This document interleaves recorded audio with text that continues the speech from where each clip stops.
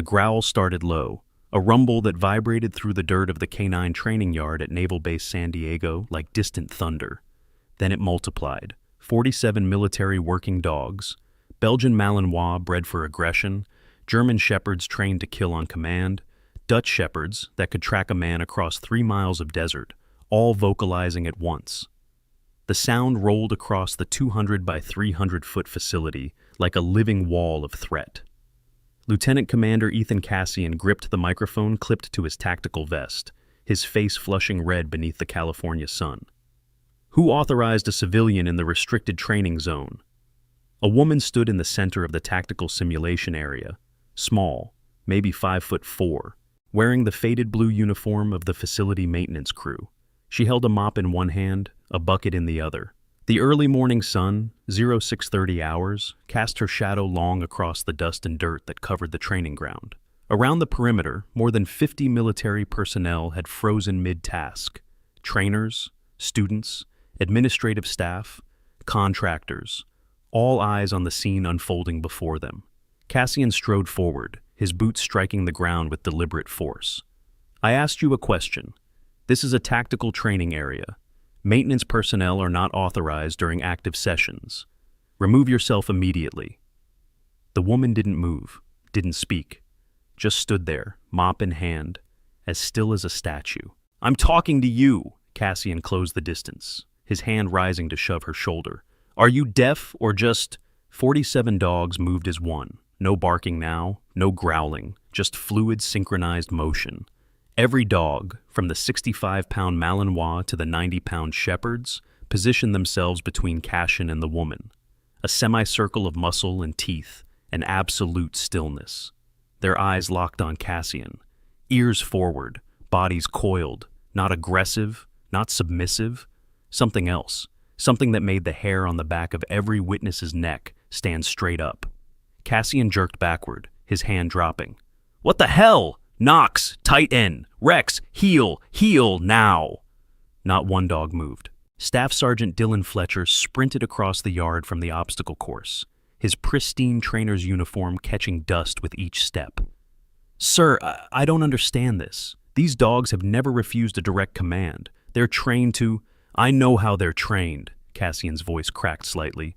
I wrote half the protocols for this facility. Order them to stand down. Fletcher squared his shoulders, projecting the command voice they taught in every handler course.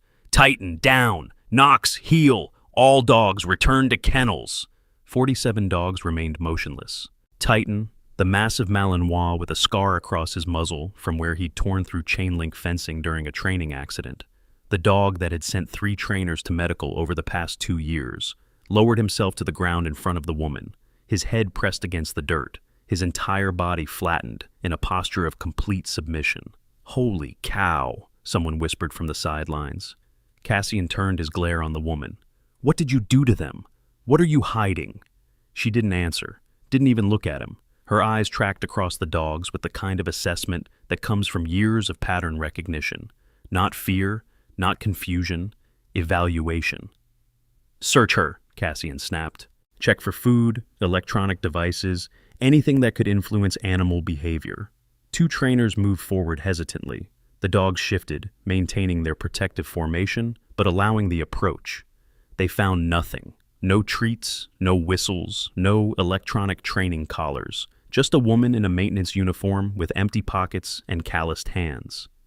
Lieutenant Sapphire Ronan appeared from the administrative building, her crisp officer's uniform and perfectly styled hair a sharp contrast to the dusty chaos of the training yard. She took in the scene with a practiced smirk.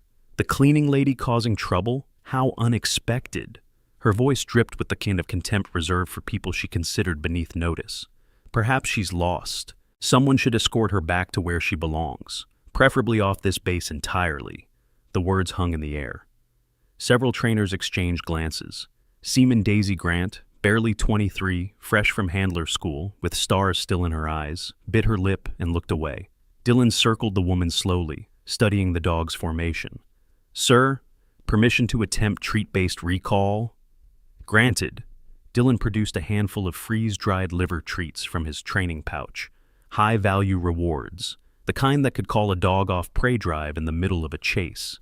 He held them up, let the scent carry on the morning breeze. Dogs, come, treat! Not one ear twitched, not one nose lifted. 47 sets of eyes remained locked on Cassian with unblinking focus. The woman set down her mop. The movement was economical, precise. She straightened, and something in her posture changed. Her shoulders squared, her feet positioned themselves shoulder-width apart. Her hands rested at her sides with the thumbs aligned with the seams of her uniform pants. Parade rest. The stance drilled into military personnel until it becomes unconscious, until the body defaults to it without thought. Nobody seemed to notice except Master Chief Arthur Fraser, watching from the equipment shed. His weathered face creased into a frown. Chief Petty Officer Caleb Kingsley jogged up from the logistics building, tablet in hand. "Sir, this is a security issue. She could be using subliminal training we're not aware of. Pheromones, ultrasonic frequencies. We should tag her as a potential threat and remove her from the facility entirely." Cassian nodded sharply. "Agreed. Someone get Colonel Forrester down here. I want this documented." Colonel James Forrester arrived 7 minutes later. At 58, he moved with the careful deliberation of a man whose body had been through 2 decades of SEAL training and 12 years of desk work. He stood at the edge of the training yard, arms crossed, observing without interference. His face revealed nothing. Before we continue with what happened next, if this story of hidden strength and unexpected respect is pulling you in, don't let the algorithm decide when you see the ending. Hit that subscribe button right now and turn on notifications. We post 3 military stories every week that reveal the truth behind rank, respect, and the warriors who never advertise their service. This channel exists because of viewers like you, who understand that real power doesn't need to prove itself. Subscribe now, because what happens in the next 15 minutes will change everything you think you know about authority and loyalty. Cassian approached the woman again, keeping his distance from the wall of dogs. "If you're so innocent in all this, prove it. Make them sit." For the first time, the woman looked directly at him. Her eyes were green, flat, the kind of eyes that have seen things and filed them away in places civilians don't have access to. She held his gaze for 3 seconds. Then she raised her right hand, made a gesture, palm flat, fingers together, a sharp downward motion followed by a twist of the wrist. Nothing like the NATO standardized hand signals taught in every military working dog program in the United States. Every dog sat. Perfect synchronization, perfect form, haunches on the ground, chests forward, eyes still locked forward in guard position. Dylan's jaw went slack. "That's not in our manual. That's not in any manual. Where did you learn that signal?" The woman lowered her hand, said nothing. Sapphire laughed from her position near the admin building. "Lucky guess. Anyone can make dogs sit. My nephew does it with his golden retriever. Next you'll tell me she can make them roll over too." She examined her nails, the picture of board superiority. "Can we please get back to actual training? Some of us have real work to do." Daisy, standing next to a training dummy, leaned toward another young handler. "Did you see how clean that was? All 47 dogs responded like they were one organism. I've never seen synchronization like that outside of demonstration teams." Cassian's face darkened. "Fine. You want to play handler? Let's see how far this parlor trick goes. Order them into defensive perimeter formation." It was a test designed to fail. Defensive perimeter was an advanced tactical formation requiring dogs to position themselves in a protective diamond pattern with overlapping fields of coverage. It took months to train, required constant reinforcement. Civilian handlers never learned it because it had zero application outside military operations. The woman didn't hesitate. She brought 3 fingers to her lips and produced a sound, not quite a whistle, something lower and more modulated. 2 short bursts followed by 1 sustained note, then a hand signal, fist closed, opened with fingers spreading in 4 directions, closed again. The dogs flowed into formation like water finding its level. 4 dogs at cardinal points, 4 more at the diagonal positions, the remaining 39 filling gaps in perfect spacing to create an interlocking defensive grid. The kind of formation used in hostile territory when a handler needed 360-degree protection. Arthur Fraser stepped out from the equipment shed. His boots crunched on gravel as he crossed the yard, his eyes never leaving the formation. "That's combat deployment formation. That's what we used in Fallujah when we expected ambush from multiple vectors." His voice carried the rough edge of someone who had breathed too much smoke and sand. Where the hell did you learn that? The woman remained silent. Captain Hugo Raymond emerged from the veterinary clinic, medical bag slung over one shoulder. What's all the commotion? I have 3 dogs with training injuries that need attention. Can we not have a circus in the middle of the... Ish, he stopped, taking in the formation. What am I looking at? That's what we're trying to figure out, sir, Cassian said through clenched teeth. Caleb appeared at Cassian's elbow, voice low and insinuating. Sir, what if she's using illegal electronic devices, hidden ultrasonics that we can't detect? There are black market training tools from overseas. She could be compromising our dogs' conditioning, making them vulnerable to foreign signals. This could be a security breach we don't fully understand yet. Cassian seized on it. Strip search. Female officer to conduct it. I want every inch of her and her equipment examined. If she's carrying anything at all, I want it documented. Sapphire's expression flickered with something like pleasure. I'll handle it. Come with me. She gestured toward the admin building. Let's see what our mysterious cleaning lady is really hiding under that uniform. The woman followed without protest. The dogs held formation until she disappeared through the door, then broke and followed, a stream of muscle and fur flowing across the yard in perfect silence. 15 minutes later, Sapphire returned alone, her expression sour. Nothing. She's clean, no devices, no treats, no drugs, just regulation underwear and a body that looks like it's been through a garbage disposal. What do you mean? Forrester asked, his first words since arriving. Sapphire shrugged. Scars, old ones, burns, looks like, surgical marks. The kind of thing you'd see on someone who's been in accidents, multiple accidents, but nothing relevant to this situation. Dylan stepped forward, his instructor badge catching the light. Okay, if you're legitimate, if this is all just some bizarre coincidence, then let's test real skill. Basic handler competency.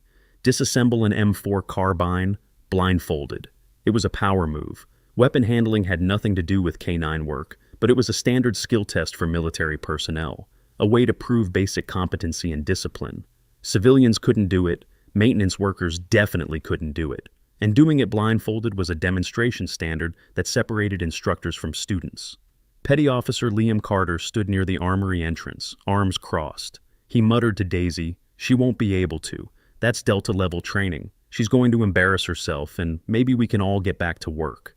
The woman nodded once, extended her hand. Dylan placed an M4 carbine in her grip and tied a black cloth over her eyes. The training yard went quiet. 50-plus personnel watching, phones coming out, someone recording. The woman's hands moved, 42 seconds to disassemble, every component separated with practiced economy. Magazine release, bolt catch, charging handle, upper and lower receiver pins, buffer spring, bolt carrier group, each piece placed in precise order on the ground in front of her. 38 seconds to reassemble. Her fingers worked without hesitation. No fumbling, no false starts. When she finished, she performed a functions check. Charging handle pulled, trigger pressed, safety selector tested, all by touch. She removed the blindfold and handed the weapon back to Dylan without a word. Nobody spoke. Dylan's hands shook slightly as he took the rifle. That's instructor-level performance. That's what we teach our advanced courses after 6 months of daily training. His voice cracked. Who trained you? The woman's hands showed themselves in the gesture of returning the weapon. Calluses along the thumb web, thickened skin on the fingertips, the kind of wear patterns that come from thousands of hours of weapon manipulation, scars across the knuckles, uniform coverage suggesting repetitive impact rather than random injury. She didn't answer Dylan's question. Instead, she removed the blindfold slowly, folded it precisely, and held it out. Her eyes met his with that same flat assessment. Then she turned and picked up her mop. Cassian's face had gone from red to purple. Answer the question. Where did you learn weapons handling? YouTube tutorials, sir. Her voice was quiet, steady, completely sincere in tone, and utterly unconvincing in content. A ripple of murmurs spread through the watching crowd. Someone laughed nervously. Someone else whispered something about classified training. Hugo stepped forward, his medical bag hitting the ground with a thud. Okay, fine.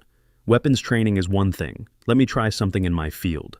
Scenario: military working dog shows signs of hypovolemic shock following training accident. Rapid breathing, pale gums, weak pulse. You're in the field, no vet immediately available. What do you do? It was a trick question. Civilian first aid for dogs was basic. Check breathing, keep warm, get to a vet. Military field protocols were different. Combat veterinary medicine assumed resource scarcity and immediate threat environments. The woman didn't pause. Establish airway patency. Assess breathing rate and quality. Check circulation via capillary refill time and pulse strength. Elevate hindquarters 30 degrees to maintain cerebral perfusion. Prevent heat loss with thermal blankets or body heat. Establish intravenous access if qualified and supplies available. Administer crystalloid fluids if shock is confirmed. Monitor for... She stopped. Her eyes flickered. Awareness crossing her face that she'd said too much. Hugo's expression shifted from skeptical to stunned. That's field trauma protocol. That's what we teach combat medics deploying with K9 units. That's not something you learn from Google. He moved closer, studying her face. That's protocol for handling casualties under fire when you can't evacuate immediately. From the communications shack near the admin building, Petty Officer Willow Flynn looked up from her console. She'd been monitoring radio channels, but the words floating across the yard made her pause. Field trauma protocol, K9 casualties. She knew those terms. She'd been trained on those procedures during her combat deployment with a Marine unit in Afghanistan. She began paying closer attention. Forrester moved forward from his observation position, his stride purposeful. "Miss!" His voice carried command presence, the kind that makes people stand straighter without realizing it. "What did you say your name was?" The woman set down her mop again, that same economical movement. "Fern, sir. Fern Archer." Full name, for the record. Fern Archer, maintenance worker. Employed here 3 months. Caleb was already moving, tablet in hand. "I'll run her background. See what we're really dealing with." He disappeared into the admin building, fingers flying across the screen. Ivan Foster appeared from the kennels. At 65, he moved with the careful deliberation of someone whose joints had logged too many miles, but whose mind remained sharp. He was a legend among K9 handlers, 40 years in the field, retired now, but still consulting on difficult cases. He stopped at the edge of the yard, squinting at Fern across the distance, his head tilted, recognition flickering like a faulty light bulb. "Something familiar about her," he muttered. "Can't place it." Sapphire hadn't moved from her position near the admin building. Now she sighed dramatically. "Oh, please. She's a janitor who watched some YouTube videos and has good muscle memory. Can we please move on? Some of us have actual responsibilities." She checked her watch with exaggerated care. "I have a scheduling meeting in 20 minutes, and I'd rather not smell like dog yard when I attend." The casual contempt in her voice made several people wince. Daisy looked at the ground, her cheeks flushing. Cassian ignored her. His focus remained locked on Fern. "I want to know how a cleaning lady knows SEAL medic protocols. I want to know why 47 trained military dogs refuse to leave her side. And I want to know why you're standing here pretending to be someone you're not." Caleb emerged from the admin building at a jog, tablet extended. "Got something, sir? Fern Archer. Service record. United States Army Reserve. Military occupational specialty. 88 Mike. Motor transport operator. Single deployment, Iraq, 2011 to 2012. Honorable discharge." Cassian grabbed the tablet, scanned the information. "So, you did serve. Why hide it?" Fern's expression didn't change. "I didn't hide anything. You didn't ask." "Motor transport?" Dylan sounded confused. "You drove trucks? That explains nothing. You don't learn K9 handling driving convoy routes. You don't learn advanced weapons manipulation. You don't learn combat veterinary medicine." Arthur pulled Dylan aside, voice low but carrying in the morning stillness. "Something's wrong with this picture. That diamond formation she deployed? I've been training dogs for 28 years. I've worked with Army, Marines, Air Force, and Navy programs. That formation isn't publicly documented anywhere. It's used by special operations units in classified deployments." He glanced back at Fern. "Motor transport doesn't get that training. Nobody gets that training unless they're operating in extremely specific units." Lieutenant Commander Naomi Jasper strode across the yard from the intelligence building. At 44, she carried herself with the quiet confidence of someone who knew things other people didn't. She held a tablet with a bright red classified marking across the screen. Her face was serious. She went directly to Forrester, showed him the screen, and whispered something that made his eyes widen. Forrester shook his head slowly. "Verify the photo. Cross-reference with facial recognition. I need to be absolutely certain before we proceed." Naomi nodded and stepped away, fingers working the tablet. Forrester approached Fern with more care now, less confrontation, more evaluation. "Ma'am, I need to ask you directly. What unit were you actually assigned to during your deployment?" Before Fern could respond, before anyone could move, the facility alarm screamed to life. 3 short bursts. Emergency signal. Hugo's radio crackled with urgent voices overlapping each other in a chaos of information. "Medical emergency! Dog down at obstacle course. Severe trauma. Need veterinary response immediately." Hugo grabbed his bag and ran. Half the training yard personnel followed. Cassian started after them, then turned back to keep eyes on Fern. He didn't need to worry about her running. She was already gone, sprinting toward the obstacle course with a speed that seemed impossible for someone her size. The 47 dogs flowed after her in formation, maintaining the defensive diamond even at a full run. The precision was hypnotic, unnatural, like watching a flock of birds move as a single organism. Arthur watched them go, his weathered face creased with something between awe and fear. "I've never seen that before, never in 4 decades of handling. Dogs don't maintain tactical formation during emergency response. The stress breaks discipline, but those dogs..." He trailed off. Dylan finished the thought. Those dogs aren't following training. They're following her. The radio protocols Fern would use in the emergency weren't standard civilian frequencies. They were encrypted military channels that required specialized communication devices, the kind that cost upwards of $3,000 and featured frequency hopping, burst transmission, and tactical mesh networking. These tactical communication systems allowed special operations teams to coordinate across hostile territory without interception, using satellite uplinks and encrypted voice with less than 50 millisecond latency. The technology that kept SEAL teams connected in Kandahar and Fallujah now protects first responders, search and rescue teams, and security professionals who need communications that simply cannot fail when lives are on the line. Everyone ran toward the obstacle course. The scene that greeted them would shatter every assumption they'd made about the quiet woman with the mop. Rex, a 4-year-old German Shepherd with a track record of perfect performance, lay trapped beneath a collapsed A-frame obstacle. The structure, designed to support up to 300 pounds, had failed catastrophically. Steel framework pinned the dog's hindquarters. Blood spread across the dirt from a deep laceration on his left rear leg. His breathing came fast and shallow. His gums had already started losing color.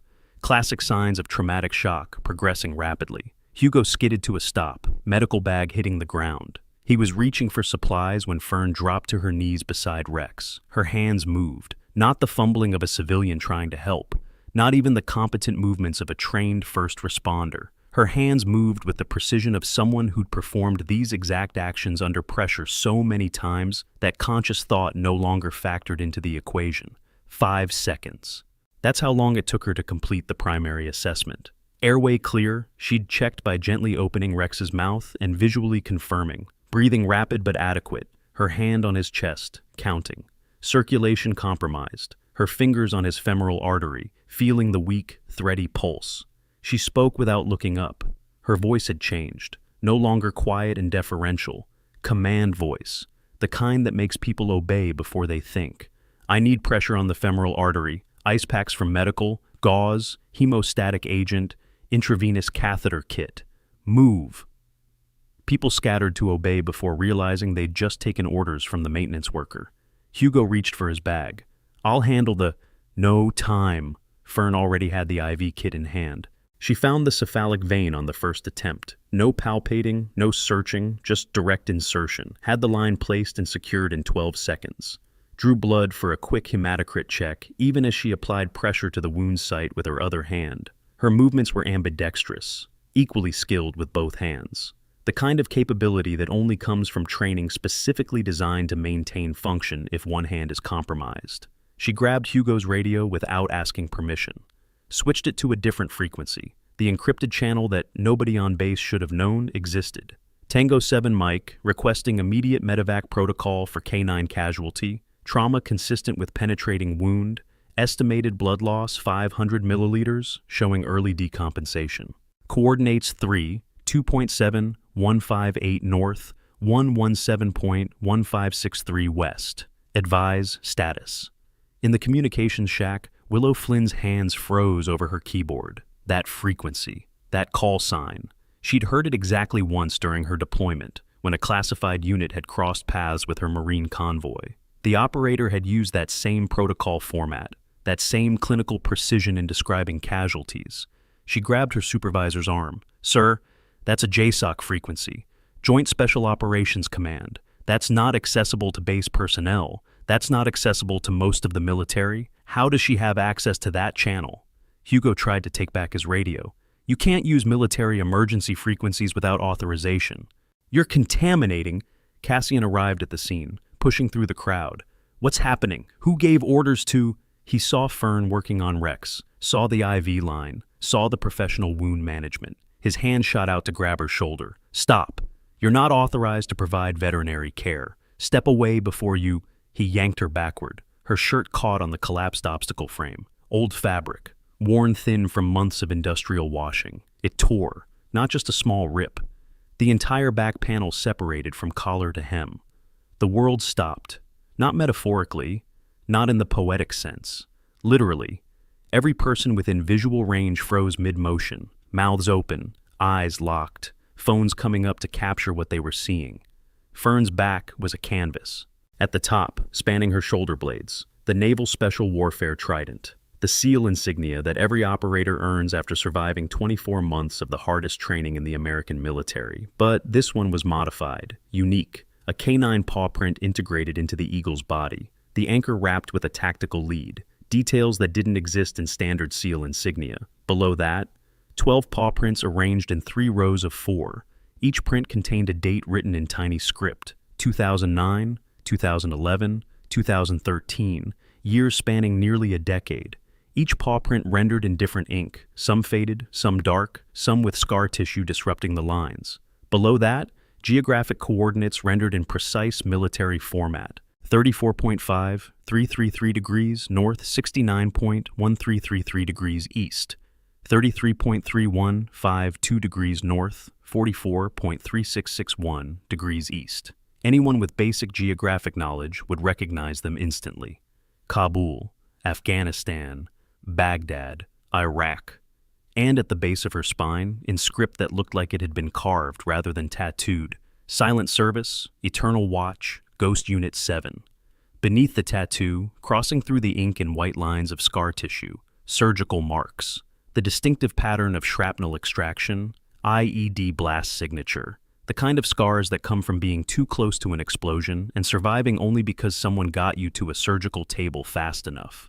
The silence lasted 3 seconds, then Daisy gasped, loud enough to break the spell. "Oh my God!" Colonel James Forrester's reaction was instantaneous. His back straightened, his heels came together. His right hand rose in the sharpest, most precise salute any of the witnesses had ever seen. His hand trembled. His voice cracked when he spoke. "Master Chief." The title hit like a physical force. Master Chief Petty Officer.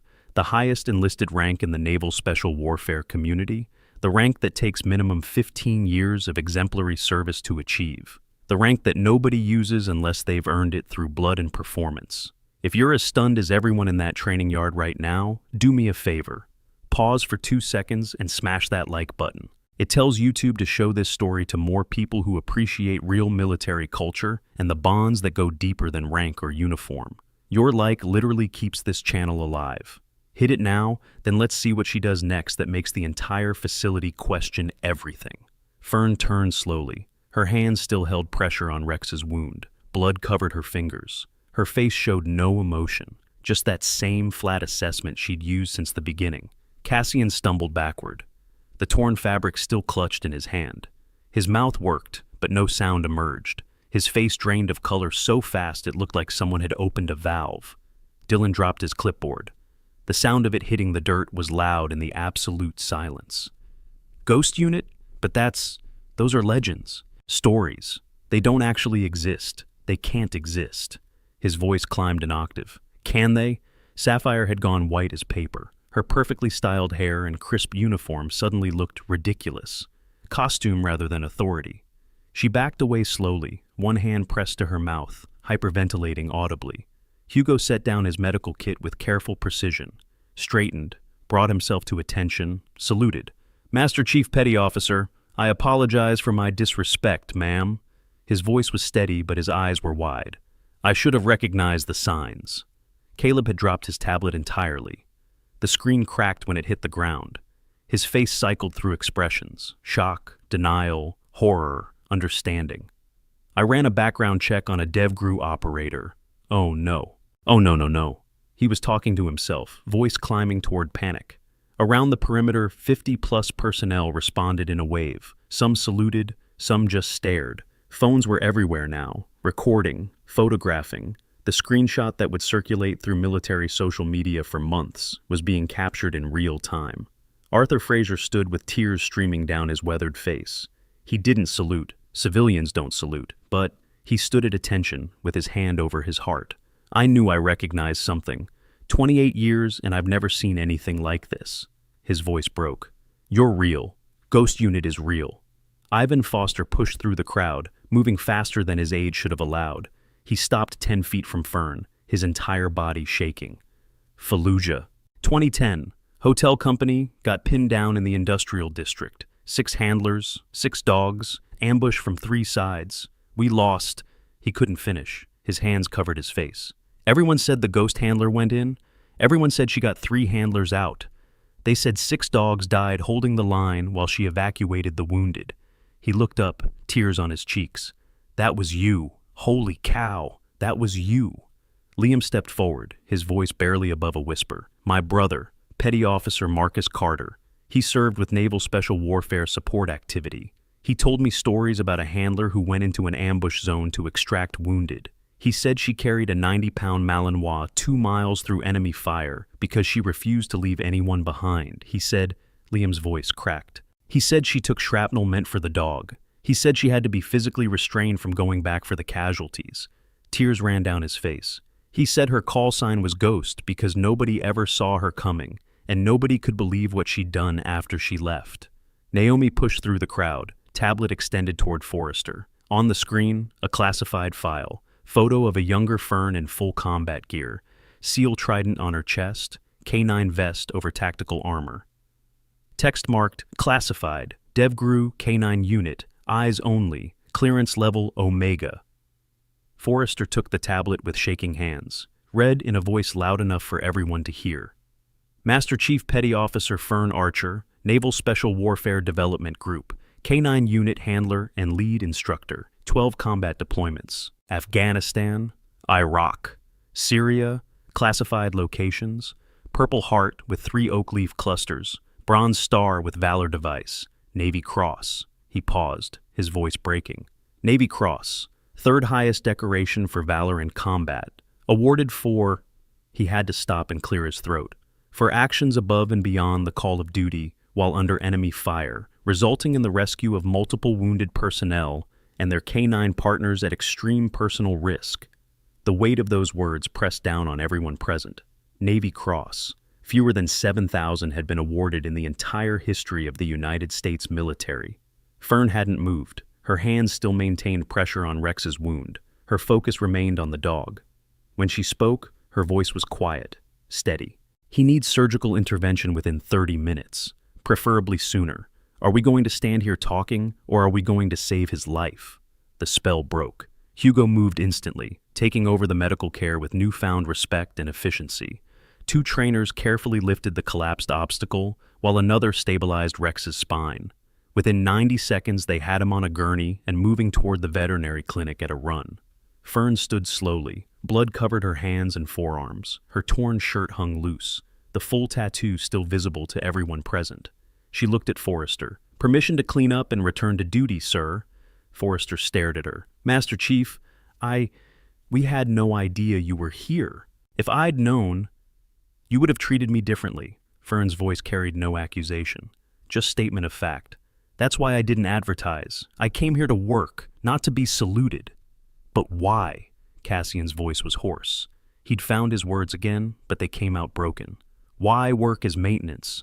Why hide your identity? You're a Master Chief. You're a SEAL. You're..." He gestured helplessly at her back. "Your Ghost Unit." Fern looked at him with those flat green eyes. Because real warriors don't advertise, Lieutenant Commander. Because the work matters more than the recognition. And because someone needs to clean up after the people who spend all their time reminding others of their rank. The barb landed like a physical blow. Cassian flinched. She turned away, heading toward the maintenance building. The 47 dogs fell into formation around her. Not the defensive diamond anymore. Now they moved like an honor guard, flanking her on both sides, moving at her pace. Not because she commanded them, because they chose to. Cairo Jr., the 4-year-old German shepherd descended from the legendary dog that participated in the Bin Laden raid, walked directly beside her, his head level with her hand. Every few steps, his nose touched her palm, a gesture of connection, of recognition, of something that transcended training and entered the realm of bond. The crowd parted as she walked. Some saluted, some just watched. All of them were reevaluating everything they thought they knew about rank, about respect, about what it meant to serve. Sapphire had disappeared entirely. Nobody noticed when she left. Nobody cared. Dylan stood frozen in place, his instructor badge heavy in his hand. He looked at Arthur. I questioned her. I challenged her to prove herself with weapons handling. I treated her like... He couldn't finish the sentence. Arthur put a hand on his shoulder. We all did. That's the point. She led us. She could have pulled rank at any moment, could have shut down every challenge with 2 words. She didn't. She let us make fools of ourselves until circumstances forced the truth into the open. He watched Fern disappear into the maintenance building. That's what separates real operators from people who just wear the uniform. Real operators don't need to prove anything. They already know what they're worth. Forrester still held Naomi's tablet, staring at Fern's service record. 12 deployments, each one listed simply by date range and theater of operations. No details, no mission descriptions. Everything above his clearance level. The kind of record that tells you someone did things that will never appear in history books. The kind of service that happens in the dark so other people can sleep safely. He made a decision. Naomi, I need a direct line to NavSpec War Command. Now. I need to know if Master Chief Archer is still technically on active reserve status. I need to know if there's any way we can officially bring her back into the training program. And I need to know... He paused. I need to know if anyone's been looking for her, because someone with her skills and experience doesn't just disappear into a maintenance job without a reason. Either she's running from something or she's hiding from something. Either way, we need to know what. Naomi nodded and moved away, already placing calls. Liam approached Forrester cautiously. Sir, permission to speak? Granted. My brother told me something else about the ghost handler. He said she retired because she lost her entire team in a mission that went sideways. He said 6 dogs died in one operation, and she couldn't... His voice broke. She couldn't handle training new partners after that. He said every dog she sees now carries the memory of the ones she lost. Forrester looked toward the maintenance building. That would explain why she's here. Why she took a job that keeps her close to dogs without having to form operational partnerships. Why she works in the background. He was quiet for a moment.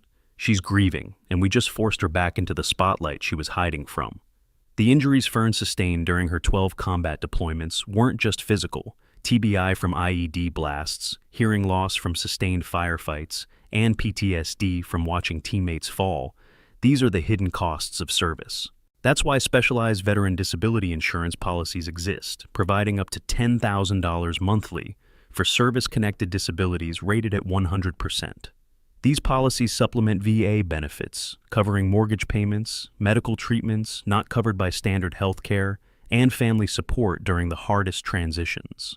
For warriors who gave everything, comprehensive disability coverage ensures they and their families never fight alone again. In the veterinary clinic, Hugo worked on Rex with renewed focus and respect. The wound required 22 sutures. The IV line Fern had placed was textbook perfect. Her field assessment had been exactly correct. Rex would make a full recovery because someone with combat trauma experience had been there in the critical first minutes. The day progressed in a strange, subdued fashion. Word spread through the base like wildfire. By 1400 hours, personnel from other departments were finding excuses to walk past the maintenance building, hoping for a glimpse, wanting to see if the stories were true. Fern didn't emerge. She stayed inside, presumably cleaning, doing the job she'd been hired to do. But the 47 dogs knew.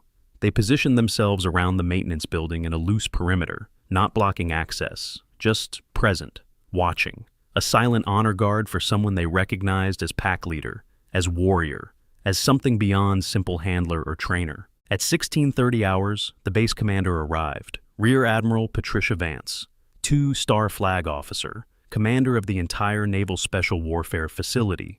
She didn't announce her presence, didn't demand attention.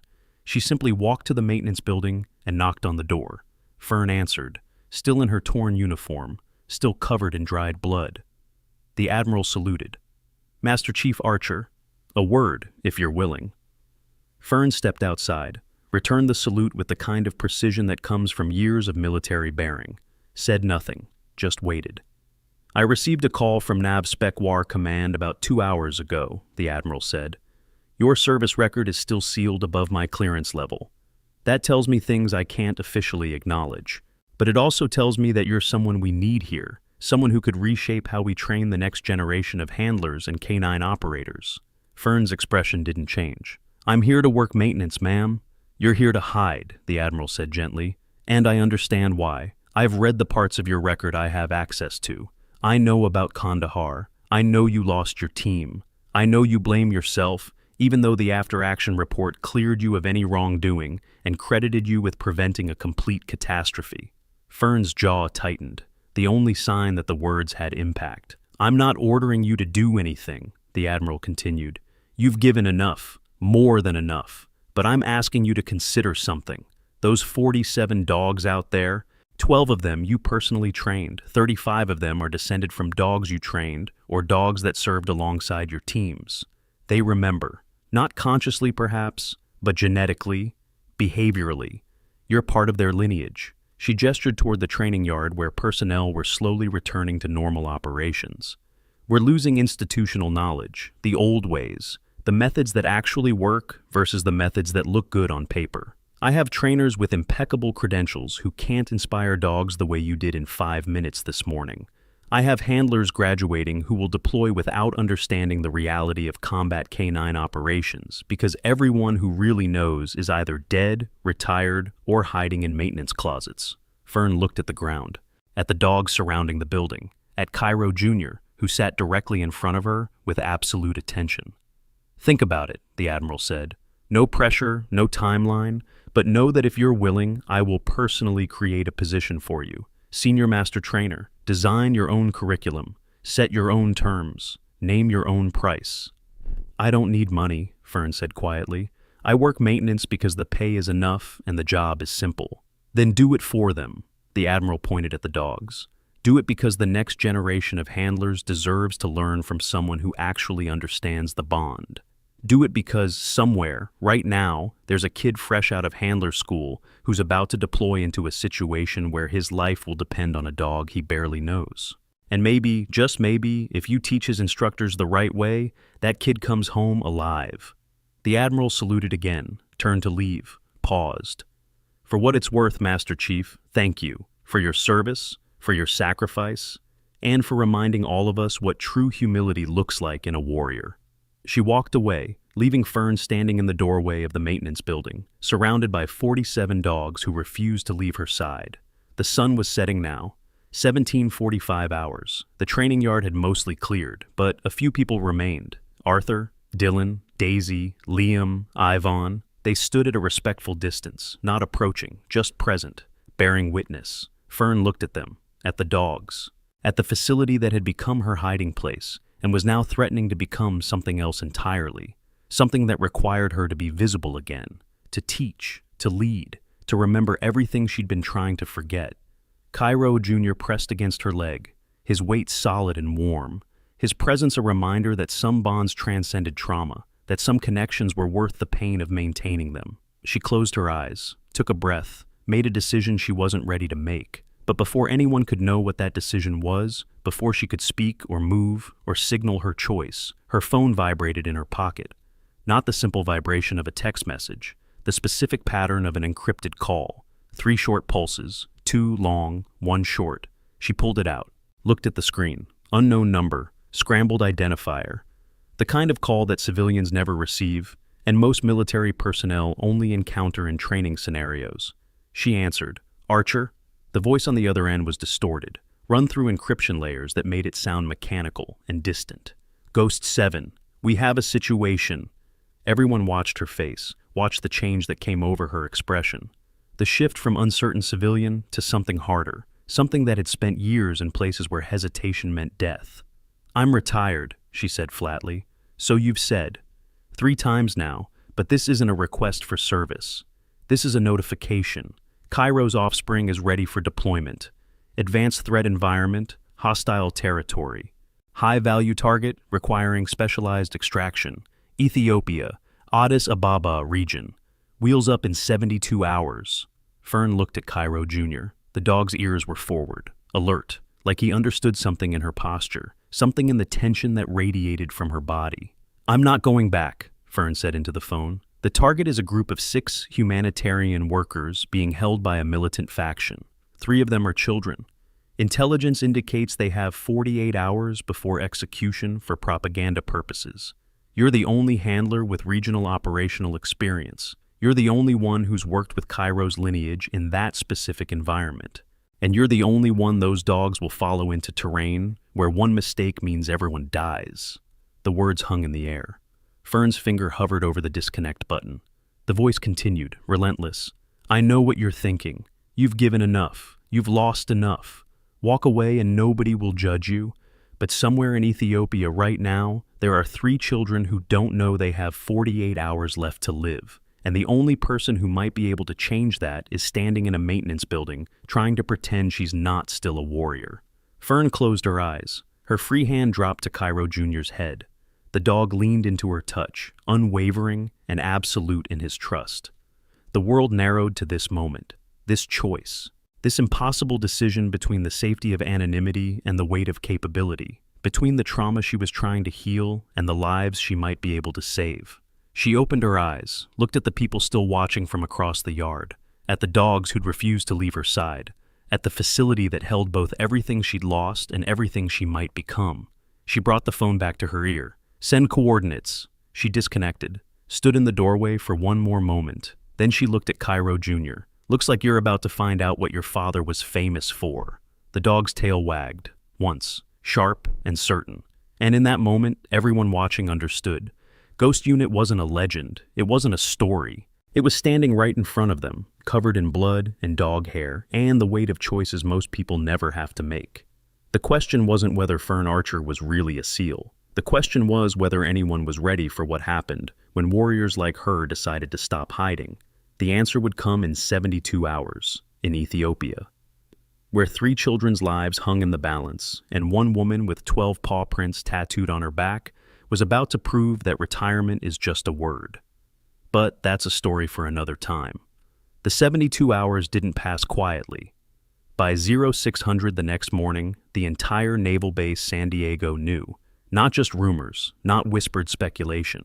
Confirmed facts transmitted through official channels and unofficial networks with equal speed.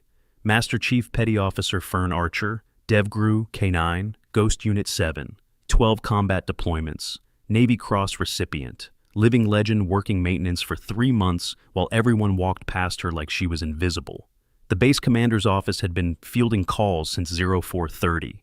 Nav Spec War wanted to know why nobody had identified her. Pentagon liaisons wanted briefings. Public affairs officers wanted to control the narrative before it exploded across social media. Too late, the screenshots were already viral. And somewhere in a classified facility that officially didn't exist, someone was asking how a Ghost Unit operator had gone to ground without proper oversight. But Fern wasn't in the maintenance building anymore. She stood in Colonel Forrester's office at 0700 hours, wearing the same torn, blood-stained uniform from yesterday. She hadn't gone home, hadn't changed, hadn't slept.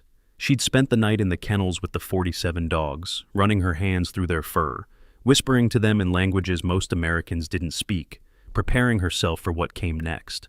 Forrester sat behind his desk, looking older than his 58 years. "Master Chief, I need you to understand something before we proceed. The Admiral has authorized me to offer you whatever you need. Training position, advisory role, consulting contract, name your terms." Fern remained at attention. "Sir, with respect, I need 3 things. First, access to Cairo Jr. for the next 72 hours. Full access, no oversight, no questions about training methods. Granted. Second, I need my request for emergency leave to be processed immediately. Personal reasons, no details required. Forrester's expression tightened. He wasn't stupid. He knew exactly what personal reasons meant when a ghost unit operator got an encrypted phone call and suddenly needed to leave the country. I can't officially authorize what I think you're planning. Then don't authorize it officially, sir. They stared at each other. Two military professionals who understood the gap between what regulations said and what reality required. Your leave request will be approved, Forrester said finally. I'll personally sign it. But Master Chief, when you come back, if you come back, we need to have a serious conversation about your future here. Understood, sir? Third thing, Fern's expression didn't change. I need Lieutenant Commander Cassian and his entire chain of command to understand something. What happened yesterday wasn't about me. It was about respect, about treating people with dignity regardless of their job title. I don't care what happens to Cassian personally, but I need the culture here to change. I need maintenance workers and contractors and junior enlisted to be treated like human beings instead of obstacles. Forrester nodded slowly. Already in motion. Cassian is being reassigned pending investigation. Not because of you specifically, but because his conduct revealed systematic problems with how this facility operates. We're implementing mandatory training, policy reviews, the works. He paused. You've caused quite the earthquake, Master Chief. That wasn't my intention, sir. I know. That's what makes it powerful. Fern saluted and turned to leave. Master Chief? She paused at the door. Bring yourself back alive. That's an order from someone who doesn't technically have authority to give you orders, but I'm giving it anyway. Fern looked back. For the first time since the reveal, something that might have been a smile touched the corner of her mouth. I'll do my best, sir. We're approaching the moment that will screenshot across every military forum for months. But first, if you haven't subscribed yet, what are you waiting for? This channel digs up the stories that mainstream media won't touch, the real bonds between warriors and the animals who serve beside them. Subscribe and bell icon now, because what's about to be revealed will hit you like a tactical breach. She left the admin building and walked directly to the kennels. The morning sun painted everything gold and orange. The facility was already buzzing with activity, but people moved differently around her now. Not avoiding her, not crowding her, just giving her space. Respect manifested as distance. Cairo Jr. waited at the kennel entrance. He'd been sitting there since she'd left him 20 minutes ago. Patient, certain she would return. When he saw her, his tail moved in a slow, measured wag. Not the frantic excitement of a pet. The focused acknowledgement of a working partner, recognizing their handler. You ready to work? Fern asked quietly. The dog stood, walked to her side, sat at attention with his shoulder against her leg. Ready. They spent the next 2 days in a private section of the training facility that most personnel didn't even know existed. A place where special operations units practiced scenarios too classified to conduct in public view. Fern had the access codes, had always had them, just never used them until now. Nobody knew exactly what she did during those 2 days. The area was soundproofed, the entrances monitored. But people saw her emerge at odd hours to grab food from the mess hall, always in workout gear, always covered in sweat, always with Cairo Jr. at her side, moving in perfect synchronization. Daisy tried to approach her once, caught her at 1900 hours near the equipment shed. Master Chief, I know you're busy, but I just wanted to say... Fern stopped, turned. Her eyes weren't flat anymore. They were sharp, focused, the eyes of someone preparing for combat. Say it fast.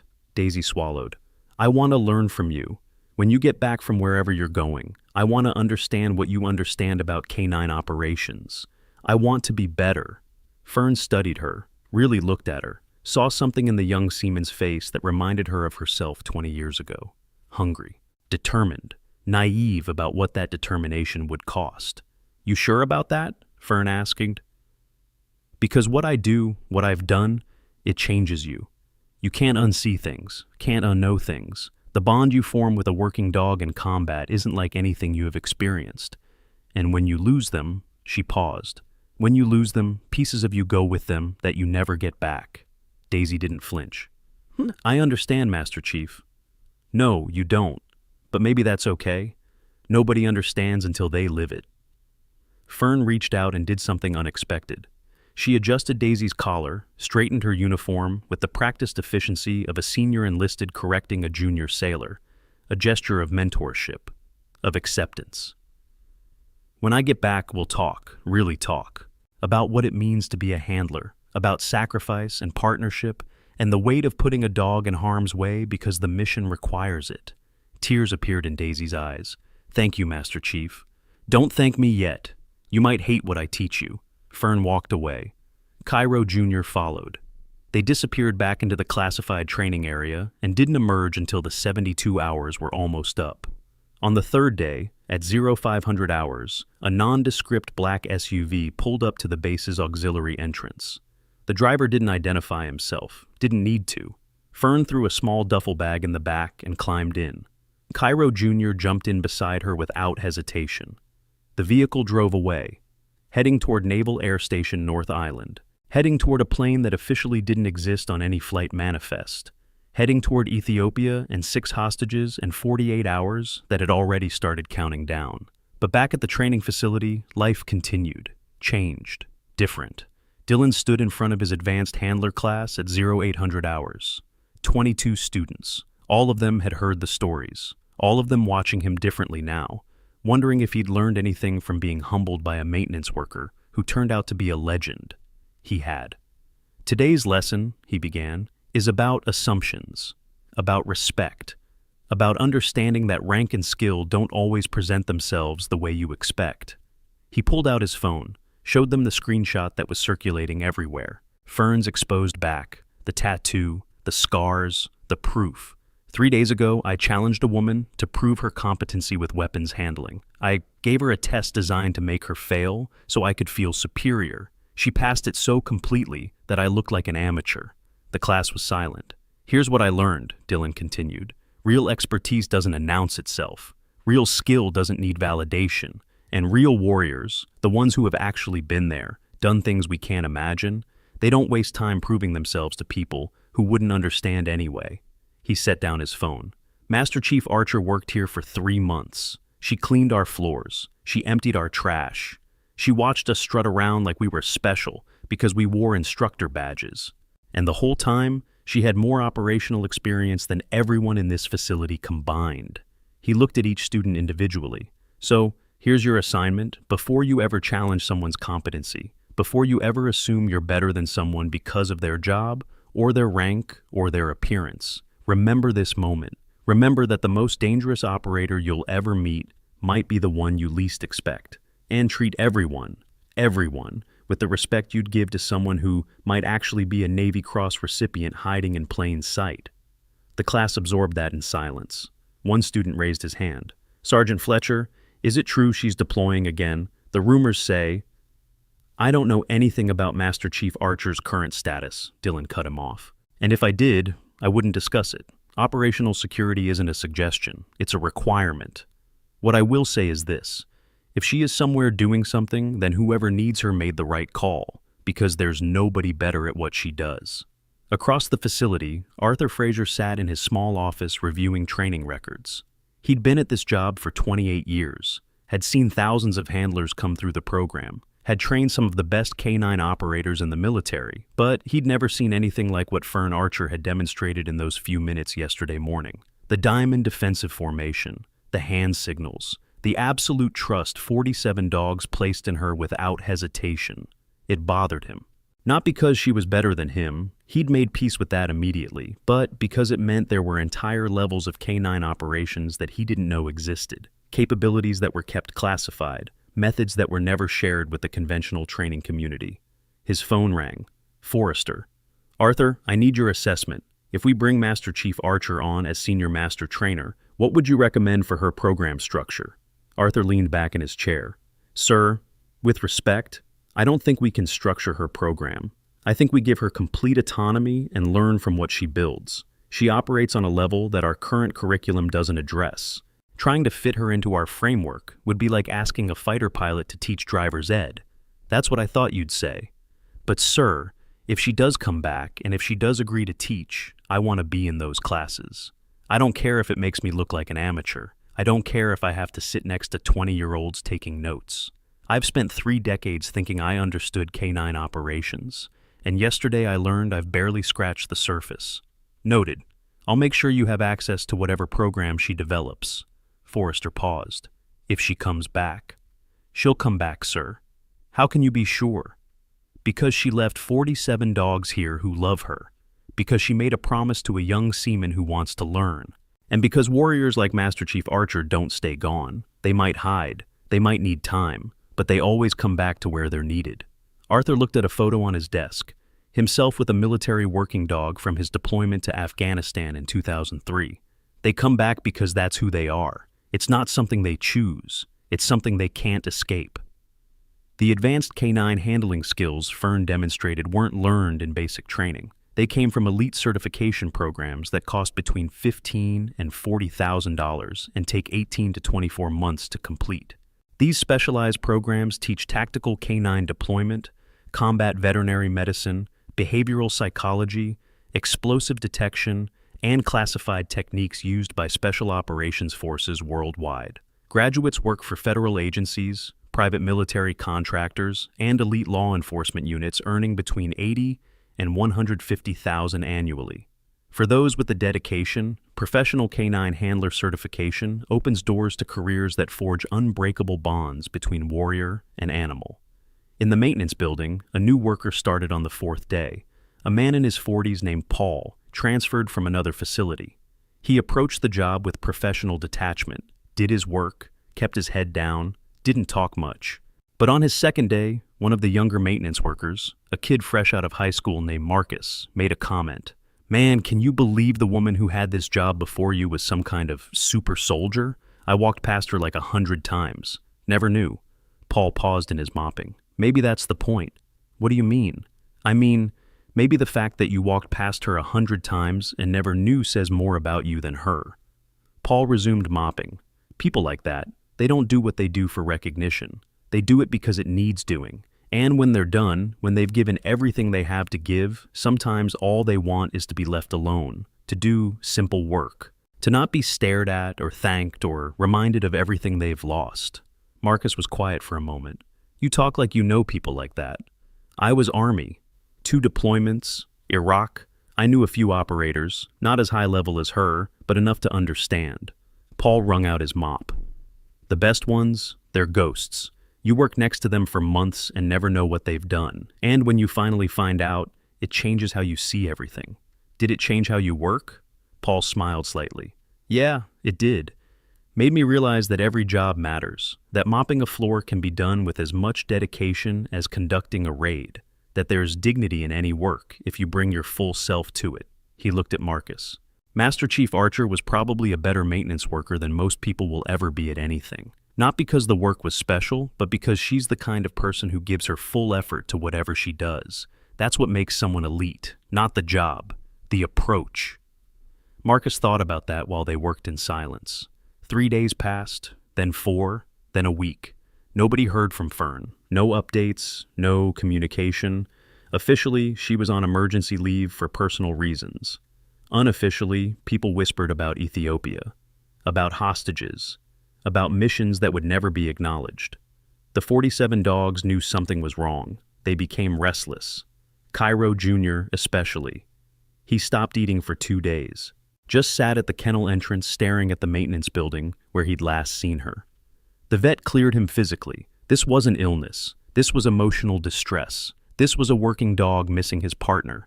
Dylan tried working with him. Come on, Cairo. Let's train. Let's do something. The dog obeyed mechanically, followed commands, performed tasks, but there was no spirit in it, no fire. He was going through motions because he was trained to obey, not because he wanted to. He's grieving, Arthur said, watching from the sideline. He thinks she's not coming back. How can you tell? Because I've seen it before. When handlers are killed in action, their dogs go through this. They wait, they watch, they hope. And when enough time passes without their person returning, something in them shuts down. Arthur's voice was heavy. It breaks them in ways that are hard to fix. But Master Chief isn't dead. She's just deployed. Dogs don't understand deployment. They understand present or absent, here or gone. And Cairo Jr. can't smell her anymore. can't hear her, can't feel her presence. So, some part of him is preparing for the possibility that she's gone forever. Dylan looked at the dog sitting at attention, but with none of his usual engagement. That's horrible. That's the cost of the bond. The deeper the connection, the more it hurts when it's severed, even temporarily. Arthur walked toward Cairo Jr. slowly, sat down on the ground beside him, didn't touch him, just sat there. The question is whether she comes back before he gives up hope. Because once a working dog loses faith that their partner will return, bringing them back from that is nearly impossible. They protect themselves by shutting down, by not caring as much, by not trusting as deeply. How long do we have? No way to know. Every dog is different, but I'd say we're running out of time. Arthur reached out carefully and touched Cairo Jr.'s head. The dog didn't react. Come back, Master Chief. Your partner needs you. Days turned into 2 weeks, then 3. The facility had settled into a new normal. Cassian was gone, reassigned to a desk job at a different installation pending full review. Sapphire had resigned entirely, her letter of separation citing personal reasons. But everyone knew the truth. Hugo had restructured the veterinary medical training to include more field protocols. Dylan had completely overhauled his instruction methods to emphasize humility and respect. But Cairo Jr. continued to decline. He ate because trainers hand-fed him. He worked because he was commanded. But the light in his eyes had dimmed. The enthusiasm that characterized great working dogs had faded. Daisy spent her off-duty hours sitting with him, just being present. She's coming back, she told him repeatedly. Master Chief wouldn't abandon you. She's going to come back. The dog didn't react, just stared at nothing. On day 23 at 1400 hours, Forrester's phone rang. Unknown number, encrypted line. Colonel Forrester speaking. Sir, this is Master Chief Archer, requesting permission to return to base. Forrester nearly dropped the phone. Master Chief, where are you? Are you safe? I'm at North Island, just landed. I have Cairo Jr.'s partner with me, requesting immediate transport to facility and access to kennels. Granted, I'll send a vehicle immediately. Master Chief, the hostages, 6 rescued, 0 casualties on our side, mission complete. I'll brief you when I arrive if you have the clearance. Otherwise, it stays classified. Understood. Welcome home, Master Chief. The call ended. Forrester sat for a moment, processing. Then he grabbed his radio. All personnel, this is Colonel Forrester. Master Chief Archer is returning to base within the hour. I want minimal disruption. Give her space. Do not crowd her. Do not bombard her with questions. Let her reconnect with her team and decompress. That is all. The message rippled through the facility. People paused in their work, exchanged glances. The legend was coming home. Daisy happened to be in the kennels when she heard. She went immediately to Cairo Jr. Did you hear that? She's coming back. I told you. For the first time in 3 weeks, Cairo Jr.'s ears perked up. His head lifted. His nose tested the air like he might catch her scent across the miles. Hold on a little longer, Daisy whispered. She's almost here. The SUV arrived at 15:20 hours. Fern climbed out first. She looked thinner, tired. Her civilian clothes, jeans and a simple shirt, hung loose on her frame. But she was alive, whole, walking under her own power. Cairo Jr. came out of the kennel second, not the same dog who had left. This Cairo was a warrior now, scarred on his right shoulder, moving with the careful confidence of an animal that had seen combat and survived. His eyes held something different, harder, more aware. The 2 Cairo dogs saw each other from across the yard. Time stopped. Then they moved, not running, not rushing, just walking with deliberate purpose toward each other. When they met in the center of the yard, they didn't sniff or play or do any of the things normal dogs do. They stood side by side, shoulders touching, facing the same direction. 2 halves of the same unit, 2 parts of the same legacy. And Cairo Jr. changed. The light came back. The engagement returned. In the presence of his counterpart, his partner who had gone to war and come back, he understood that his person had returned too, that the waiting was over, that the bond hadn't been broken. Fern walked toward them slowly. Every step looked like it cost her something. Not physical pain, emotional weight. The burden of what she'd done, what she'd seen, what she'd had to become again after 3 months of trying to be someone else. When she reached the dogs, she knelt, both Kairos pressed against her, not frantically, just solidly, anchoring her, reminding her she was home. She wrapped her arms around them and closed her eyes. Nobody could see her face, but her shoulders shook, just for a moment, just long enough for the wall she'd been holding in place for 3 weeks to crack slightly and let out a fraction of the pressure. Then she stood, pulled herself together, became Master Chief Petty Officer Fern Archer again instead of just Fern. The warrior instead of the woman trying to hide from being a warrior. She looked across the yard and saw them. Dylan, Arthur, Hugo, Liam, Ivan, Daisy, all keeping their distance like Forrester had ordered, all clearly wanting to approach, all respecting her need for space. She raised one hand, a small wave, acknowledgement. Thank you for waiting, thank you for caring, thank you for understanding. Then she walked toward the classified training area with both dogs flanking her. She needed time, needed quiet, needed to process everything that had happened in Ethiopia before she could face questions and debriefings and the weight of other people's expectations.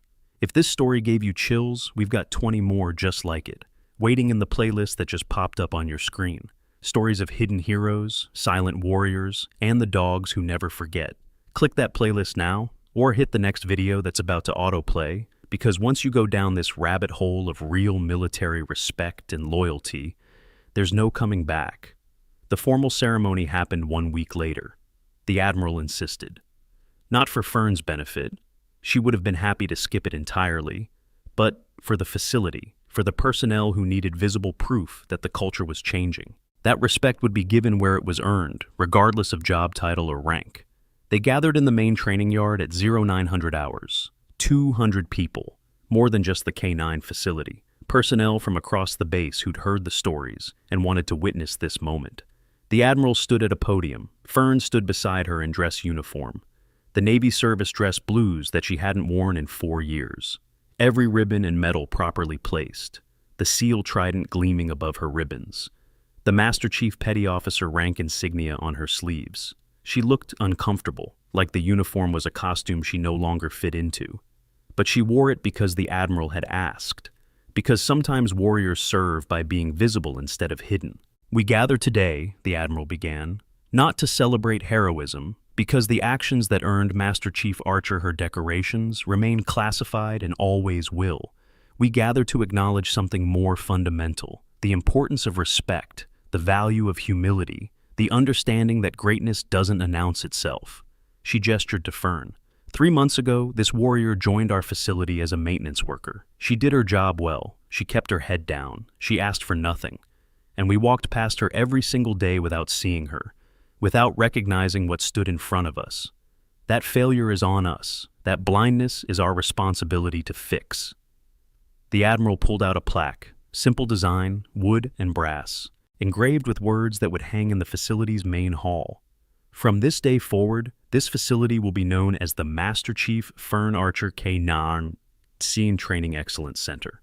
Not because Master Chief sought this recognition, she actively argued against it, but because future generations of handlers need to understand what excellence actually looks like. They need to know that the greatest warrior they'll ever meet might be the one cleaning their floors or fixing their equipment or working quietly in the background while everyone else takes credit. She presented the plaque to Fern, who accepted it with visible reluctance. Master Chief Archer has agreed to serve as our senior master trainer and curriculum development advisor. She will design a new program from the ground up.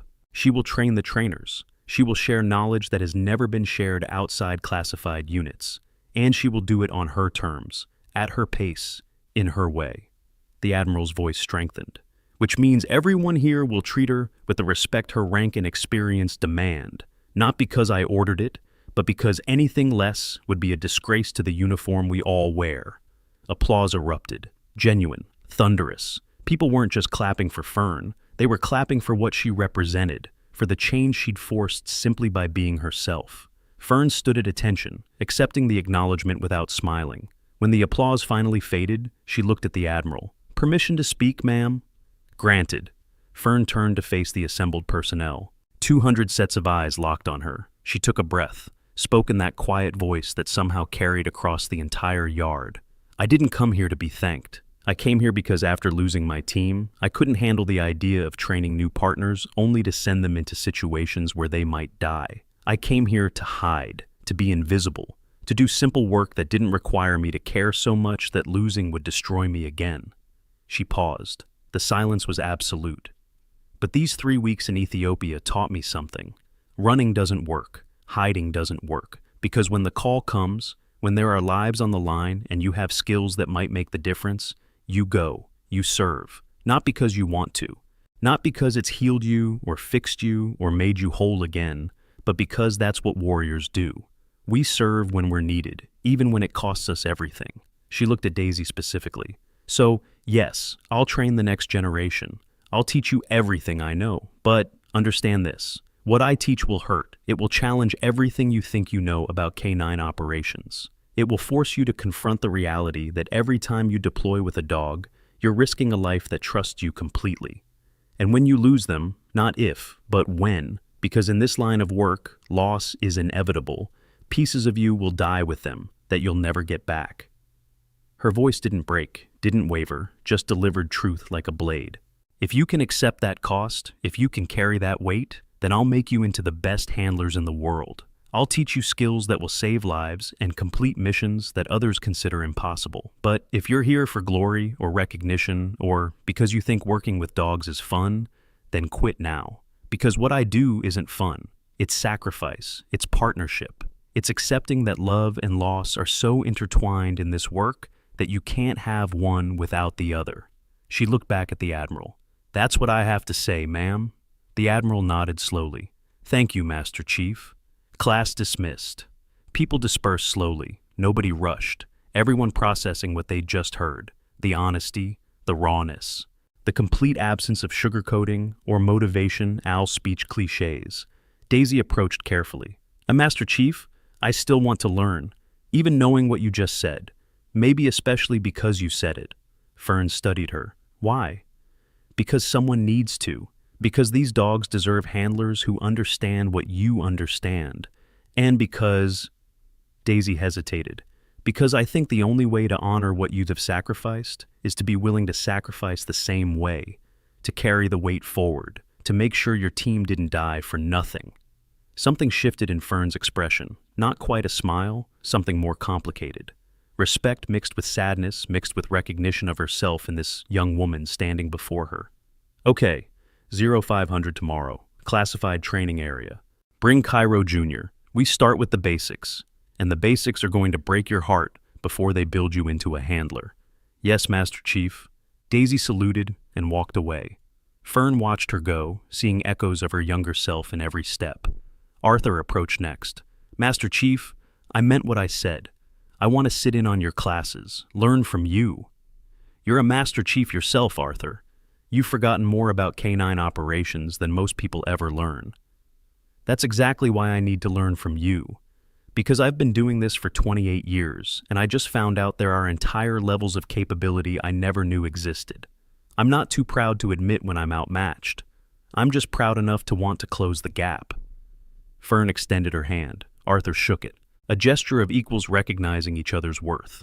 0600. After I work with Daisy, I'll show you what ghost unit training actually looks like. But, Arthur, fair warning, some of the techniques I use aren't approved through official channels. They're effective, but they're classified for reasons that have nothing to do with difficulty and everything to do with capability we don't advertise. Understood. And Master Chief, thank you for trusting us enough to teach us. Don't thank me yet. You might hate me before we're done. Arthur laughed, a real laugh. The first moment of genuine levity since this entire situation began. I doubt that very much, Master Chief. The weeks turned into months. The program Fern developed was unlike anything the facility had ever seen. She didn't use standard protocols, didn't follow conventional progression. Instead, she taught something deeper. The psychology of partnership. The language of trust. The skills that couldn't be learned from manuals because they required understanding that only came from experience. Her classes were small, never more than 6 students at a time. She spent hours with each handler, breaking down bad habits, rebuilding foundations, teaching them to see dogs not as tools, but as partners with their own intelligence and agency. The failure rate was high. 50% of students couldn't handle her standards, but the 50% who made it through became exceptional. They moved differently, worked differently, bonded with their dogs on levels that other handlers couldn't replicate. And slowly, carefully, Fern began to heal. Not completely. The scars remained. The memories stayed sharp. But the work gave her purpose. The teaching gave her a way to honor her fallen team by ensuring their knowledge survived, by making sure future handlers had every possible advantage. Cairo Jr. worked alongside her in every class, a living example of what was possible. And beside him, Cairo Sr. returned from Ethiopia with scars and stories that would never be told, but everyone could see in the way he moved. 6 months after her return, Fern stood in the training yard at sunset, 17:45 hours. The golden light painting everything warm and soft. She watched Daisy work with a young Malinois, using techniques Fern had taught her, using signals that weren't in any manual, moving with confidence that came from understanding rather than just memorization. "She's good," Arthur said, appearing at Fern's elbow. "She'll be better. Give her time." "How much time did it take you?" Fern was quiet for a long moment. "I'm still learning. Every dog teaches you something new. Every mission reveals gaps in your knowledge. The moment you think you know everything is the moment you become dangerous. To yourself, to your team, to your partner. That's why you're the best teacher we've ever had, because you don't pretend to have all the answers." "I don't have any answers, Arthur. I just have experience, and scars, and knowledge bought with blood. That's not wisdom, that's just survival." Arthur looked at her, really looked at her, saw the weight she carried, the cost of being Ghost Unit, the price of coming back when others hadn't. "For what it's worth, Master Chief, I'm glad you're here. I'm glad you chose to teach instead of hide. I'm glad you let us see what real excellence looks like." Fern didn't respond immediately. She watched Daisy work, watched the young handler demonstrate skills that would keep her alive when she deployed, skills that might bring her home when the mission went wrong. "I didn't choose to teach," Fern said quietly. "I just finally accepted that hiding was another form of dying, that the only way to honor the ones I lost was to make sure their sacrifice meant something, that their skills, their knowledge, their approach to the work survived through me, through the handlers I train, through the dogs who carry their lineage." She gestured toward Cairo Jr. and Cairo Sr., both lying in the shade nearby. "Those dogs, they're not just animals, they're legacy. They're the continuation of something that started decades ago, with handlers whose names nobody remembers, and dogs who died protecting warriors who never came home. And as long as I'm here, as long as I can teach, that legacy continues. That's not heroism. That's obligation." Arthur nodded slowly. "Then I'm honored to be part of that obligation, to learn from it, to carry it forward when my time comes." They stood together in silence, watching the next generation train, watching the sun paint the dogs and handlers in gold, watching the continuation of something that was bigger than any individual. The bond between warrior and animal, the partnership that transcended words and operated on trust so deep it became instinct. And in that moment, Fern understood something she hadn't understood when she first arrived at this facility as a maintenance worker trying to hide from her past. She understood that you can't escape who you are. You can only choose how you use what you've become. She was Ghost Unit, would always be Ghost Unit. The question was never whether she would serve again. The question was how. And teaching these young handlers, sharing this knowledge, making sure the next generation had every possible tool to survive and succeed, that was service too, maybe the most important service she'd ever given. Cairo Jr. lifted his head, looked at her with those intelligent eyes, waiting for whatever came next, ready for the mission, ready for the work, ready because she was ready. She smiled, a real smile this time, small but genuine.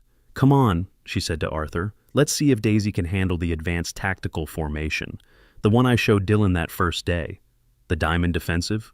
No, something harder. Something I've never taught anyone outside my unit."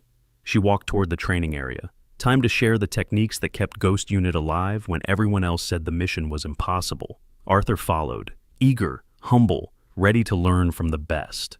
And behind them, the sun set on another day at the Master Chief Fern Archer K9 Training Excellence Center, a place where legends taught the willing, where excellence was standard, where the bond between warrior and dog was honored as sacred, where a woman who had tried to hide discovered that the only way out was through, that the only way to honor the fallen was to ensure the living were prepared, that the only way to heal was to serve. Some warriors retire, some disappear, some fade into history as stories told around campfires. But some warriors, the rarest ones, the most dangerous ones, the ones who understand that service isn't a choice but an identity, they never truly leave. They change forms. They find new missions. They serve in different ways. Ghost Unit 7 was never about one person. It was about an approach, a philosophy, a commitment to excellence that existed independent of rank or recognition. And as long as one handler carried that knowledge forward, as long as one dog learned those techniques, as long as one young warrior stood at dawn with their partner beside them, prepared to face whatever came, Ghost Unit would never die. It would just evolve, transform, continue through the next generation. And somewhere in Ethiopia, 3 children played in a village that almost became their graveyard. They didn't know the name of the warrior who'd extracted them from hostage takers, didn't know about the dog who'd tracked them through hostile territory, didn't know about the Navy Cross recipient who'd come out of retirement one more time because lives were on the line. They just knew they were alive, that someone had come, that warriors still existed who would risk everything for people they'd never met. And that was enough. That was everything. That was what it meant to be Ghost Unit. Silent service, eternal watch, until the end.